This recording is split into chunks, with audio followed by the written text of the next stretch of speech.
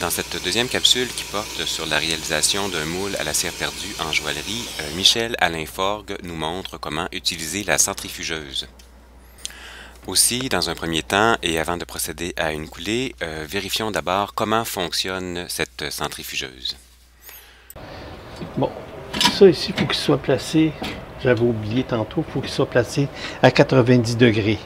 Parce que lorsque la machine va partir, cette partie ici du bras va venir se frapper sur le petit caoutchouc qui est là, puis c'est là que le métal entre par la force centrifuge.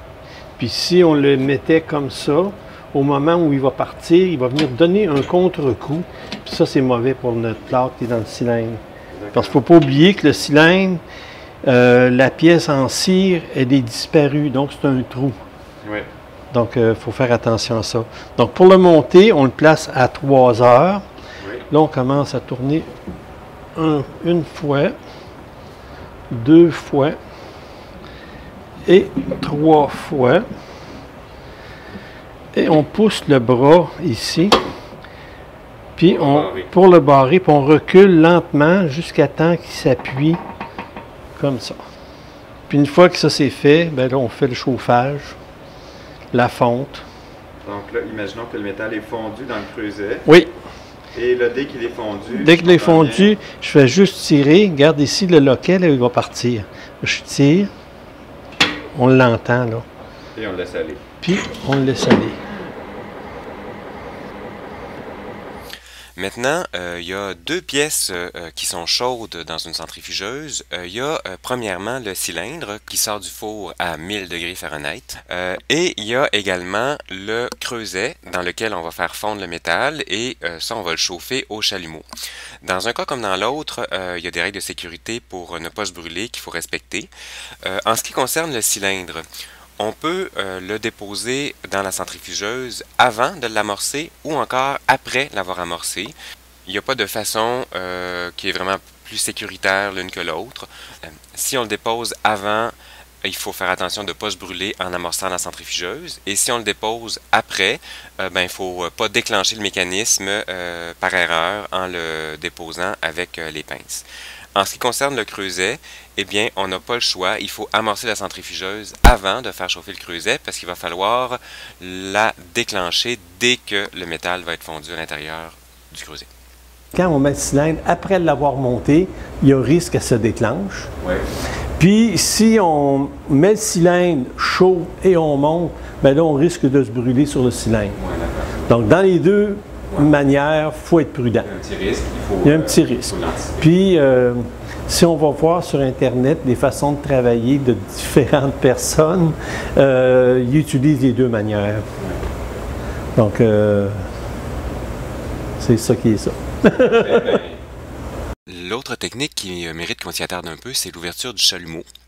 Alors, pour ce faire, il faut, dans un premier temps, ouvrir le gaz, donc la manette de gauche, avant de présenter une flamme. Et par la suite, on ajoute l'oxygène, c'est-à-dire avec la manette du haut.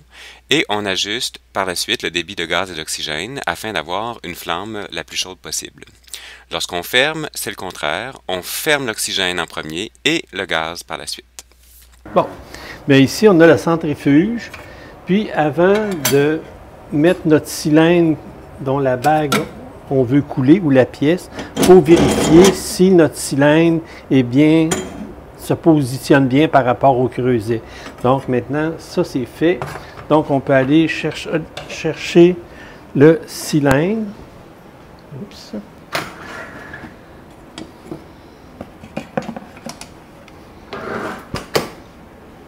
Puis toujours prendre notre cylindre en bas ici, pour le positionner dans le fond, en évitant de trop le manipuler.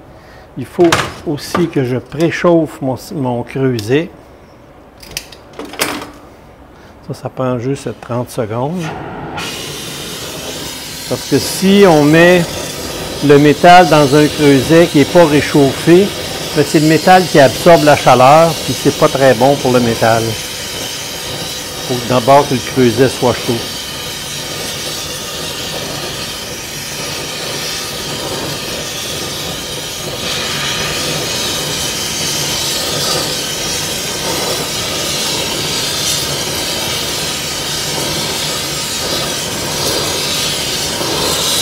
Lorsqu'on voit que le borax à l'intérieur du creuset commence à fondre, ben là, c'est que notre creuset il est suffisamment chaud. Donc là, on va venir placer le métal à l'intérieur ici. On va placer un petit peu de borax. On va mettre l'appareil à 3 heures. On fait 3 tours. Donc 1, 2 et 3. On vient amorcer. On vient placer notre creuset. Et maintenant, on est prêt à chauffer. Bon, on l'a. On commence par mettre du gaz, on met de l'oxygène, on rajoute du gaz, de l'oxygène, jusqu'à ce qu'on ait une température là, assez élevée. Et on se place à 90 degrés dans le creuset. Il ne faut pas qu'on aille trop bas. Parce que si on bouge légèrement le chalumeau, on s'aperçoit qu'on arrive à un endroit où le métal commence à fondre rapidement. Donc ça veut dire qu'on est à la bonne position. Là, quand le métal va être bien fondu, qui est presque fait, un petit peu de borax, je vais désamorcer l'appareil. Vous voyez le petit loquet là, qui va lâcher. Là, je vérifie voir si tout est beau. Là, quand c'est beau, on laisse partir.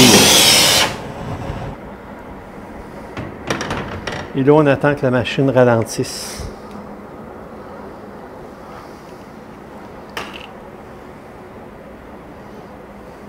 Ça prend pas longtemps, là, 1 minute ou 2. Là. Pendant ce temps-là, le métal commence à se solidifier. Parce que manipuler le cylindre avec du métal encore à l'état liquide là, risque d'abîmer notre pièce qui est à l'intérieur.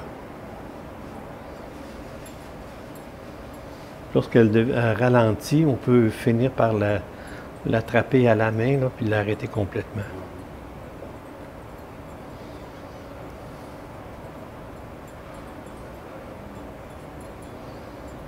Il faut éviter les chocs.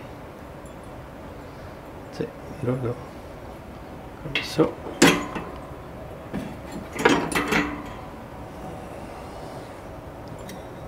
On va chercher notre cylindre et on met toujours le bouton sur le dessus.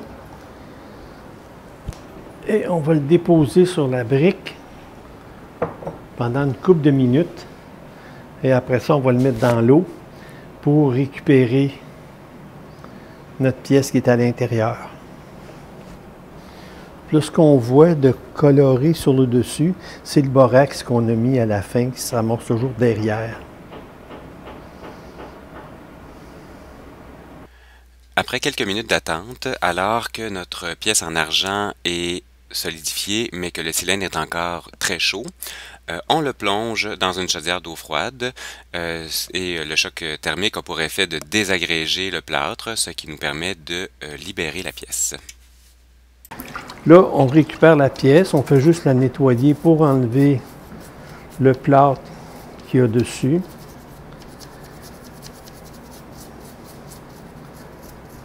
Bon, on peut le nettoyer sommairement, là, puis finir de le nettoyer plus tard. Ensuite, on va le mettre dans l'acide pour finir le nettoyage. On va prendre notre cylindre, puis on va enlever tout notre excédent de plâtre. Parce que c'est important de bien nettoyer notre cylindre. Pendant que le plâtre est encore mou. Tiens, on peut dire que ça c'est fait. Donc ici, on a notre pièce avec le bouton de couler.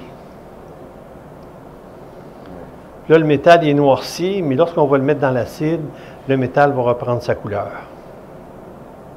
Alors, voilà qui complète ce deuxième tutoriel sur la réalisation d'un moule à la cire perdue. Merci à Michel Alain Forgue pour ses explications et sa démonstration. Bien, au plaisir!